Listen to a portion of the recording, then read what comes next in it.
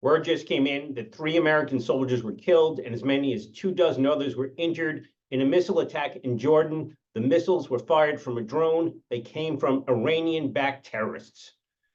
It's hard for me not to be enraged. Now, I understand that when we send our brave soldiers, young men and women who volunteer to fight for our country, when we send them into harm's way, there's always the possibility that some of them are going to be killed or maimed or injured. But it's hard to accept those deaths. It's hard to swallow the outcomes when they are the direct result of the weakness of our commander-in-chief and bad policy decisions.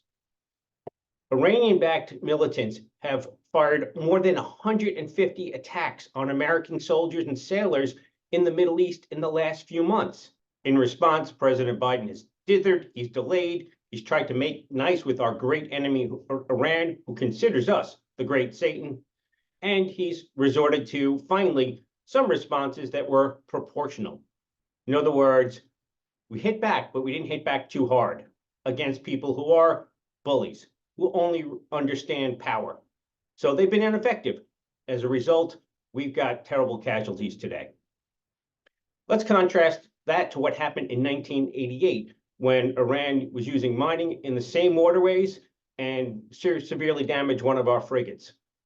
President Ronald Reagan ordered a significant response that wiped out half the Iranian Navy, sent a real clear message. And the president said, President Reagan, our aim was to deter future aggression, not provoke it. We know we need to let the Iranians know we're going to protect our people. We're going to protect our ships.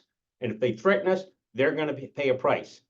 In some parts of the world, that's the language of diplomacy, the only language that speaks effectively. And when you're the commander-in-chief and you've got responsibility for the lives of the men and women under you, you need to be prepared to protect them and protect the homeland through strength. Now, I'm not calling on an all-out war with Iran, but we need a broad-based response that inflicts dramatic damage to the terrorists, the Iranian-backed terrorists who've been attacking us for months. And we also need to take actions that will directly affect their sponsors in Iran. Sitting back, waiting too long, continuing to show weakness only emboldens a terrible enemy who's inflicting damages on us and is threatening peace throughout the region and throughout the world. It's time to step up, President Biden. It's time for people in the administration and in Congress, like my opponent, Gregory Meeks, head of the Foreign Affairs Committee. We need to speak out, not that just we're outraged that something's happened bad that's injured and killed our service members.